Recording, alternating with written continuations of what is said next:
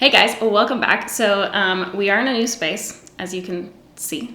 We're working on the lighting and the sound, okay? You just let me know what you need from me and I will attempt to change it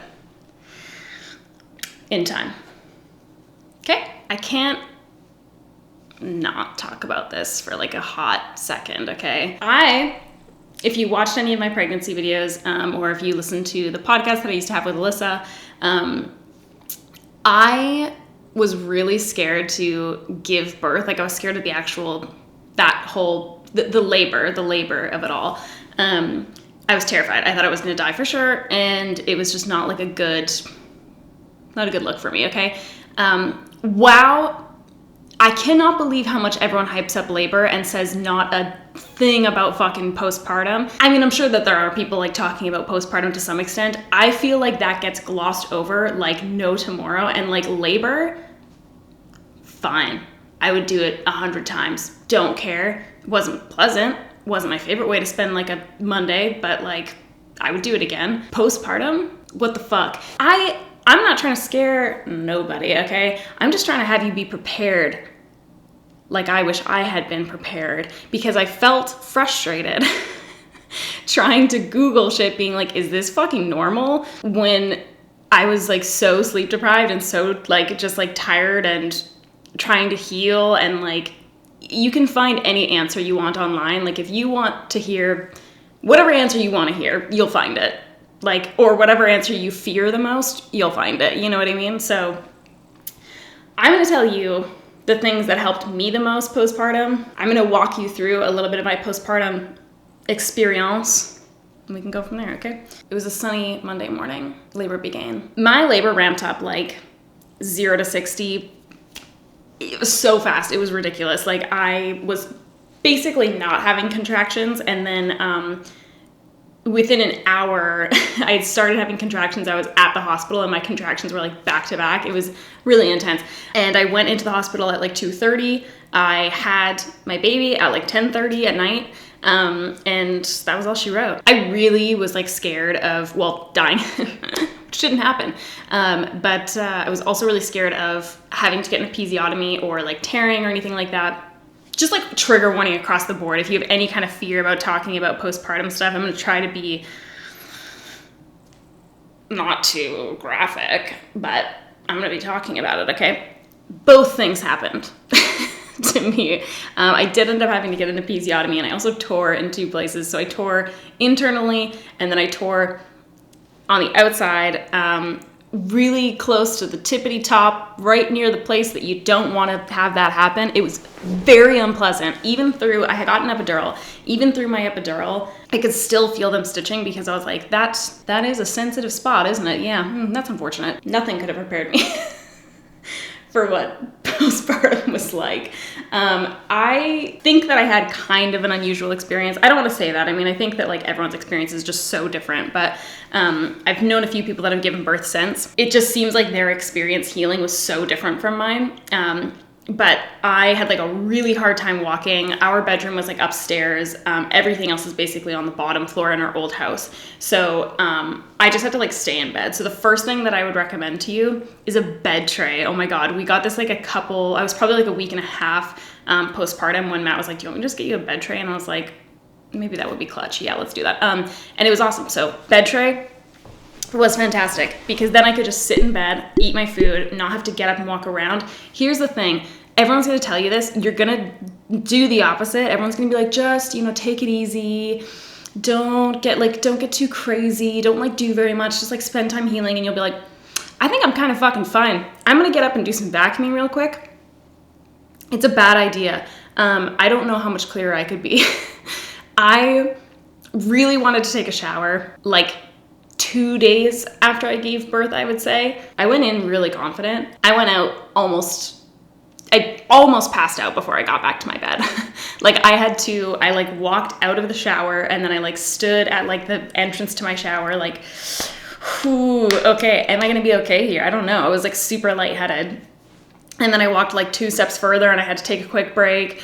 Walked a couple steps more, had to take a hot 5, and then like finally got back to my bed. And it was just like, I felt so fine going into it, and that was kind of the problem that I had postpartum, is like I really wanted to like get up and get going and like do stuff, and I felt fine when I started doing it, but by the time I was like done doing whatever I had gone to do, whether it's like a 5-minute walk or like a brief shower, no, just lay, man, just lay in bed. That's what I have to say to you. That's my advice. The Frida stuff is so fire. Okay, I got the boxer short underwear. They're like disposable underwear. I lived in those for probably like 4 weeks, like way longer than I needed to. Like I really stretched out my process here because I was just like, I just want to be in like extreme comfort. But wearing pants and like shorts and crap like that was so fucking uncomfortable to me. So I literally just wore those like boxer short underwear as pants. And it was fucking awesome. I love them so much. And like putting on a fresh pair of those at the end of the day, so good. I also got I had regular pads, like really like intense, like the maxi pads that are like the size of your whole fucking arm. I had some of those, and I would wear those like throughout the day. And then usually like once or twice a day, I would use the Frida ice pads. I know that some people make their own ice pads. I don't know who has the time to do that with a newborn personally, but the ice pads were so fire, okay? Ice fire. They were so great with like swelling and just like helping to relieve the pain and stuff like that. People really swear by like the witch hazel like foam and I think there's a spray. I got the witch hazel liners, so there's like these liners from Frida as well, and they're like wet, and then you put them in the pad or like over top of the pad, and it's supposed to help a lot with healing too. I didn't love those. Like I'm sure that it did help. I would wear them like once a day, but like here's the thing that happens, okay? You're constantly wearing this pad because you're bleeding incessantly. You get diaper rash. It's not fun. It's not like a good grand time for anybody. And so I found that when I used that pad liner, it was just like even more moist down there. And it made me really like uncomfortable and just like it just wasn't like a good experience for me. So like I would do that like once a day because like I felt like, okay, whatever, it's probably, you know, good for healing. But then like I would like pat myself really dry after I was done with that thing. I would dispose of it, put on a fresh new pad. I would like pat myself really nice and dry. When I would get out of the shower as well, because like the diaper rash thing started getting so bad, when I would get out of the shower, I would like try to stay just like in a towel with like nothing on for as long as I could to kind of just like let myself like air out a bit. It was just so bad. And then at some point I started using like diaper cream on my butthole because it was so painful, and it was a magical, uplifting experience to put the diaper cream on. I felt like a new woman. It was great. I also got the Frida peri bottle. So they do have peri bottles at the hospital that it's just more like a stupid thing. But the peri bottle from Frida is like upside down, and it has this nice like little ergonomical fucking handle thing. So I would use that every single time I went to the washroom because you want to like keep the area clean. Obviously you can't really wipe, and like I had a bunch of stitches going on, so like I definitely couldn't wipe. So I would use that every single time I went to the washroom. I would fill it up with like warm water, not hot water. Learned my lesson there. And it was just, oh, lovely. It was so nice. I had like a little stool set up beside my toilet because I was like basically constantly on the toilet. I had like a little stool set up where I had like my fresh peri bottle of water, warm water, whatever pad I was going to put on, my little liners. Like I had Cottonelle wipes as well, like little like disposable toilet paper wipes to like kind of like do like a quick wipe down of my legs. Just if there was like some stray blood going on, you know what I mean? You just don't feel very like fresh. It's not like a good fucking time, okay? It is what it is. We all get through it. So that was kind of like my whole like healing thing with that down under situation going on. And it was unpleasant, but manageable. But unpleasant, but manageable. I stopped bleeding around like 6-ish weeks, and then I started bleeding again because I had stopped because I was like still chilling in the old house kind of thing, and then we moved, and then like we really wanted to get like unpacked really quickly, and I just like was unpacking for like 12 hours a day, and trying to clean and trying to like put things away and doing everything that I wanted to get done, and then also like breastfeeding and doing whatever else, and I started bleeding again, and I didn't stop until 10 weeks, so that was perfect. Let's now just move quickly into the state of my nipples that will never be the same. Okay, I had a bit of a tumultuous experience with breastfeeding. I really wanted to breastfeed. That was basically the only thing that I really was like, this for sure, you know, like I was pretty flexible about everything else. Like my like birth plan was less of a plan and more like, yeah, this would be nice, but if that doesn't happen, that's fine.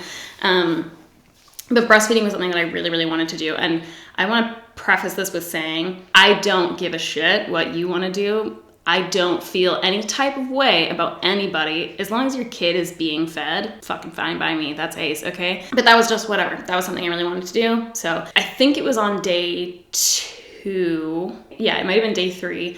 The midwife, not my actual midwife that I had been doing appointments with, but like another midwife from the same clinic, came to my house to weigh the baby. And when she did that, she was like, it's like common that your baby will lose weight after birth, and then they usually gain it back within the first week to like 2 weeks kind of thing is what I'm understanding.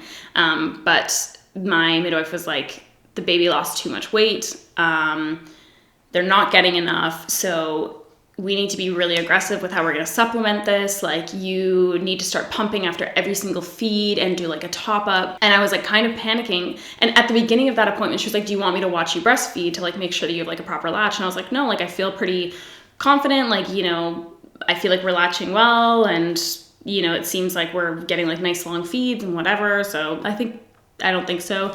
And she was like, okay, no problem. And then when she weighed the baby, she was like, yeah, I'm going to want to watch you breastfeed. And I was like, okay. And then she watched me breastfeed and she like told me all the things that were wrong, but like wasn't really explaining to me like how to correct them at all. And then she just left. She was like, okay, bye. Good luck with that. Start the pumping though. See you later. And someone's going to be back tomorrow morning to weigh the baby again and make sure that they're gaining weight and okay. So, or that they haven't like lost any more or whatever. So after she left, I was like, I was like, wow, I failed breastfeeding in only 3 days. This is crazy that I failed my child, and I thought I could do this and I can't, and that's too bad, and I don't know what the fuck to do. And I had watched like a lot of videos and stuff like that, and I talked to Christy about it as well, and she had told me kind of like what, you know, like techniques she would use and what holds she would use and all that kind of stuff.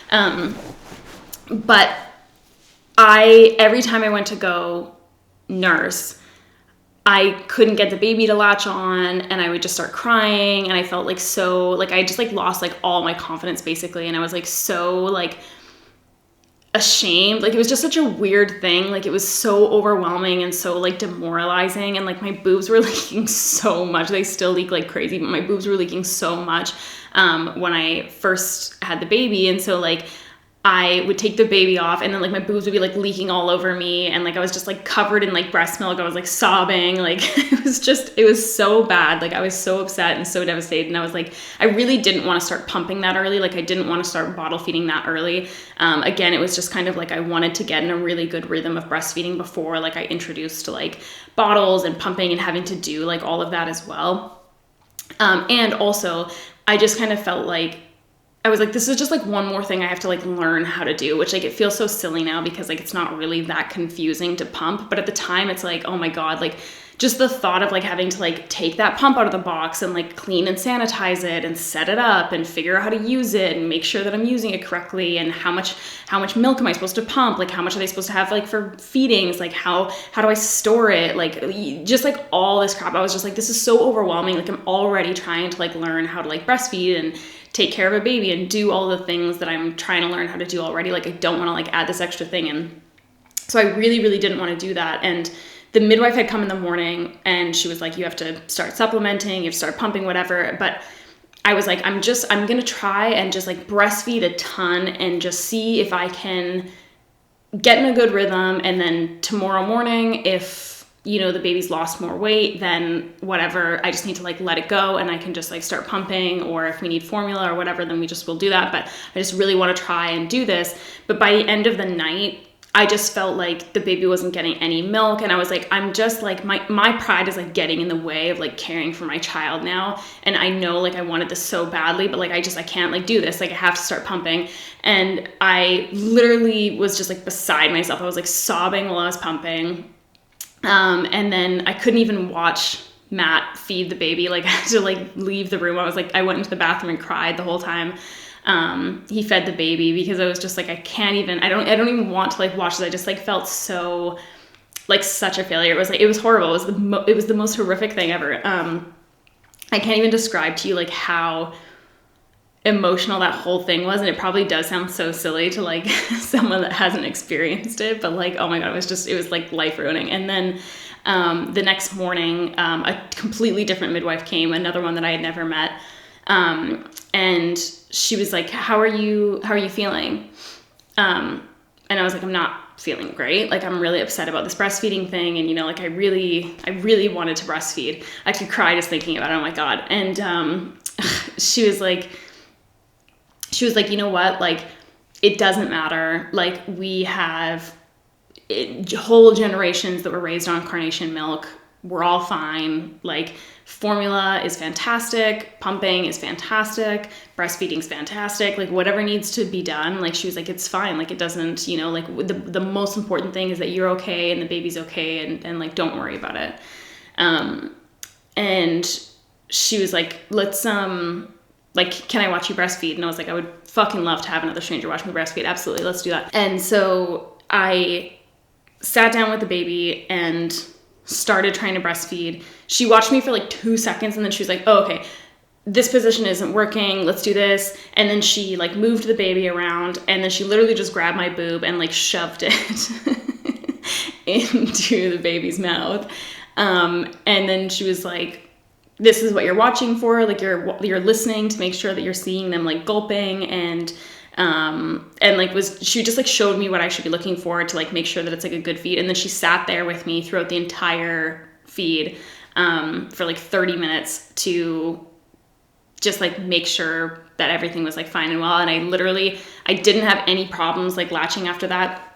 There was 1 week where the baby wouldn't nurse on one side for some reason. So I had to like continually nurse on the other side. I can't describe to you how destroyed that nipple is. Like, it's still, every single time the baby latches, still on that side. It's like, ooh, that is so painful. It's like the worst for the first like 60 seconds. It's just like so uncomfortable and so painful from that 1 week of like terror. But we haven't had any issues since. I didn't need to keep pumping or doing anything like that. We haven't had to introduce formula yet or anything. I've just been exclusively breastfeeding. And I just like, all of that to say, that's just me like just getting my story out. But it just makes me so sad, because I feel like there's so many people that really want to breastfeed, and so many people that really struggle with it, because it is fucking difficult, even though it seems like it should be something that's like so natural and so like you should just fall right into it kind of thing.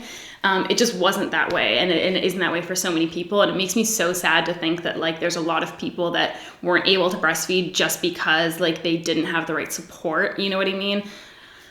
Oh, I could cry. But anyways, that said, my nipples were destroyed. Let's talk about that for a second. Nipple cream, okay? It's fucking important. This is the shit that I used. It was called Tender Care when I purchased it.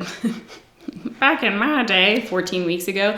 Now I guess they renamed it to purelan. This just makes me think of allanarama for some reason. But anyways, so with the nipple cream, I put it on after every single feed for probably like the first 4 weeks.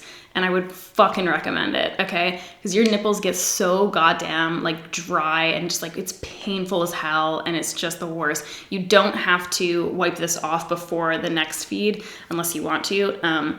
But it made such a huge difference for me. Like at first I was like, I probably don't need that. Like that's probably more for when like your nipples actually get like chapped or start like cracking or something like that. Just do it. Do it preemptively.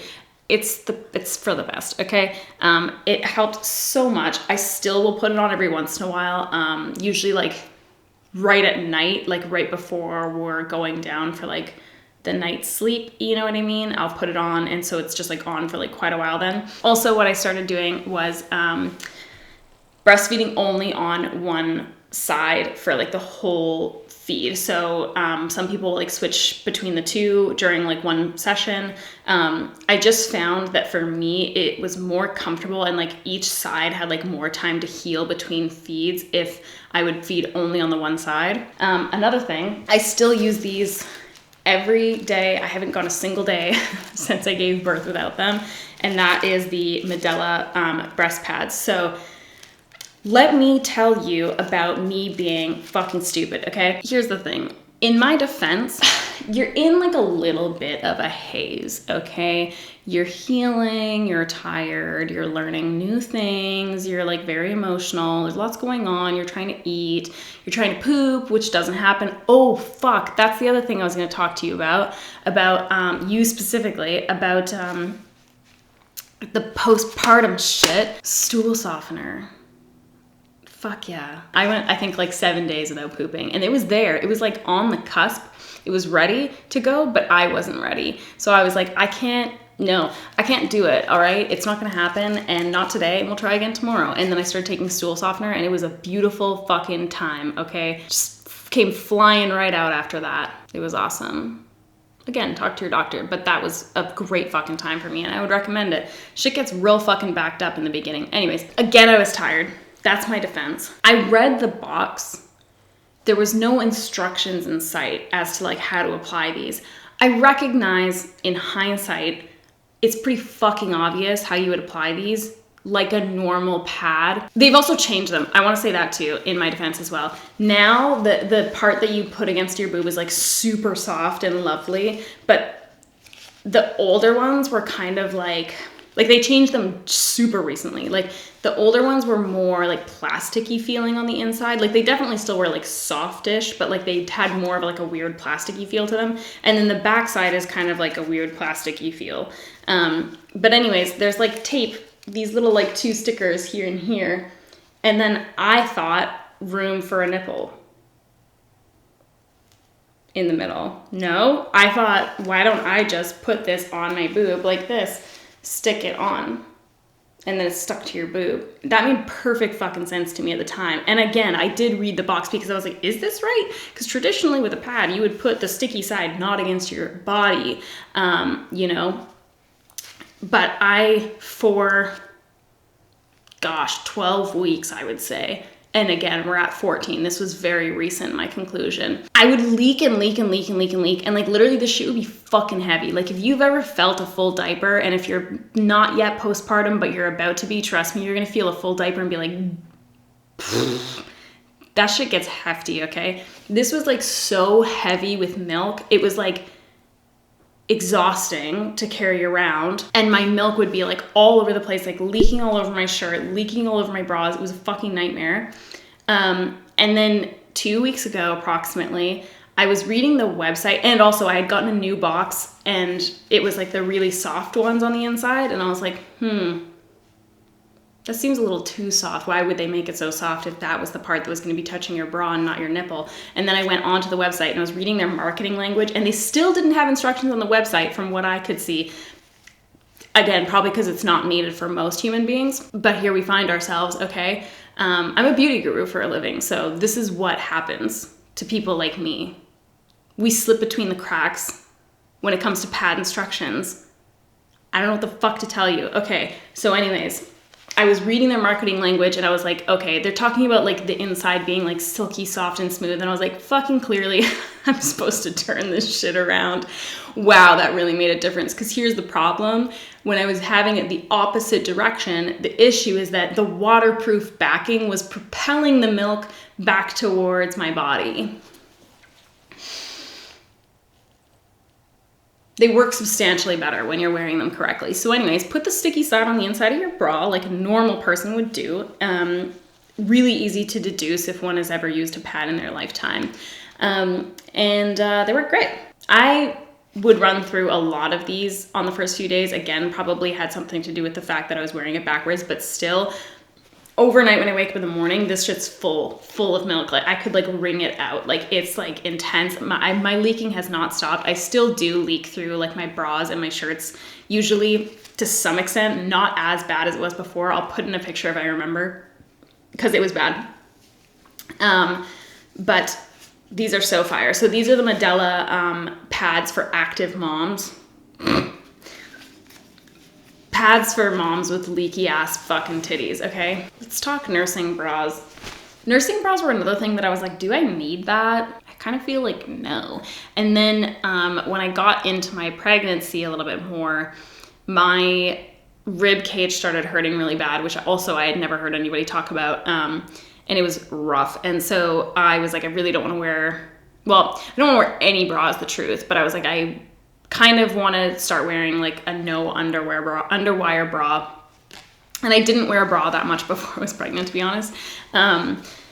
But my boobs had started leaking. And so I was like, I'm going to have to start wearing a bra at this point in my life. And I bought, because I'm stupid, the Skims nursing bra. What kind of heroin were they on when designing that? It's awful. It's horrible. Like, first of all, that shit runs so goddamn small. And it's just like, it's hysterical to me because like, I know for a fact you've got some big fucking boobs, okay? In that family, running in that family, or their doctors, I don't know for sure. Doesn't matter. Regardless, I know you've got big fucking boobs.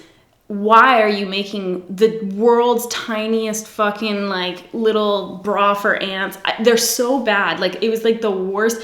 They were so uncomfortable, so small. So that was not a thing for me, okay? And then after that, I was like, do I need a nursing bra? I don't know. Maybe I can just like wear a normal bra. No. Things went so sideways with the leaking issue and with the constantly needing to breastfeed issue that I was just like, maybe I should invest in some nursing bras here. I asked on Twitter, and people gave me like a million different recommendations. And I was like, I'm just going to order all of them. So that's what I did.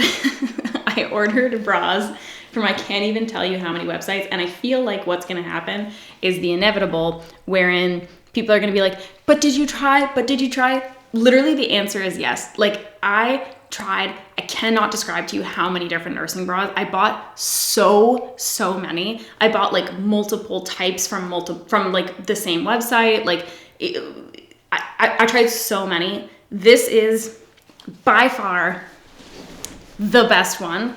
It's called the Plunge bra. It's from Bravado. Okay, it works great. The only thing that I don't like, they do have like a size chart on there, but the only thing I don't like about them is that it comes in size like small, medium, large, extra large, etc.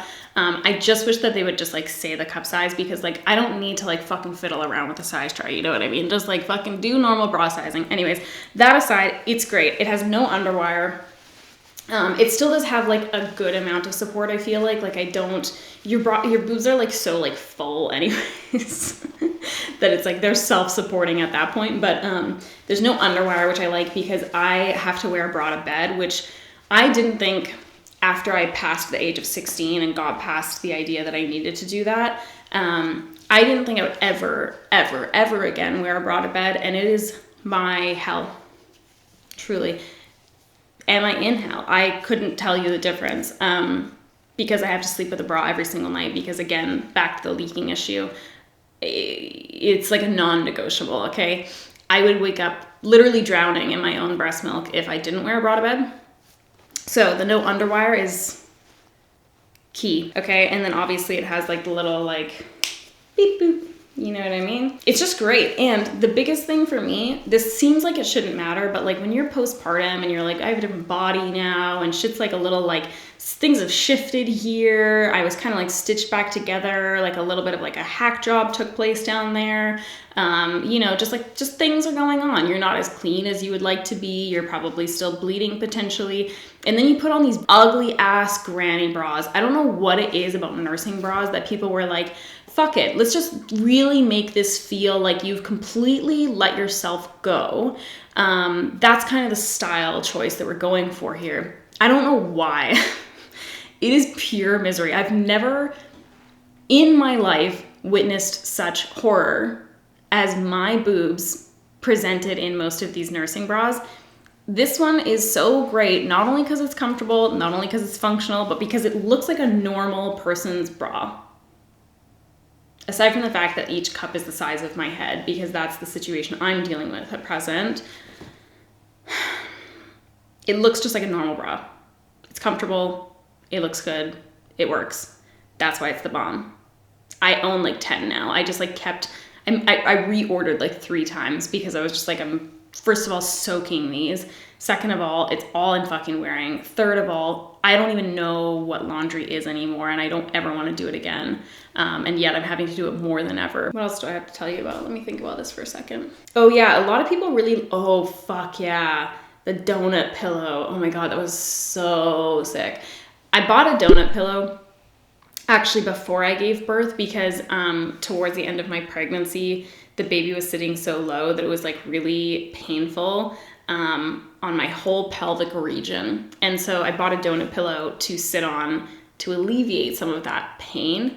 And it was awesome. And then it was exponentially more awesome after I gave birth because it takes pressure off that area, especially if you like end up having to get stitches or anything like that. It was so, so great. So anyways, donut pillow for sure. One thing that I wanted to talk about, because I feel like this is something that I see recommended constantly, and I was kind of like, yeah, the Haka pump.